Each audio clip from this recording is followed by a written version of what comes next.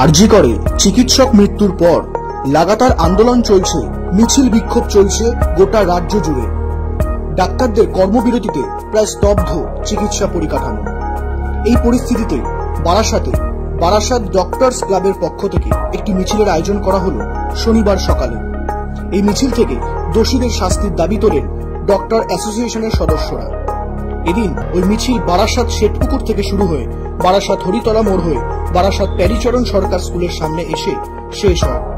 এদিনের এই মিছিল নিয়ে সংগঠনের সভাপতি ডাক্তার কৌশিক চৌধুরী জানান, আমাদের মূল দাবি হচ্ছে আরজি কর হসপিটালে কর্মরত অবস্থায় যে মহিলা চিকিৎসক ধর্ষিত এবং খুন হয়েছেন তার প্রপার বিচার চাই, ঠিক আছে, এবং যাতে দ্রুত এর বিচার, কালপ্রিট যারা এর দোষী তাদের উপযুক্ত শাস্তি চাই, এবং যাতে ভবিষ্যতে এরকম ধরনের ঘটনা কিছু না ঘটে তার আমরা সুরক্ষার ব্যবস্থা, নিরাপত্তার ব্যবস্থা চাই। সমস্ত হাসপাতালেই ডাক্তার যাদের চিকিৎসকদের নিরাপত্তা থাকে, ছেলেদেরও সুরক্ষা। ব্যুরো রিপোর্ট, নজরে বাংলা।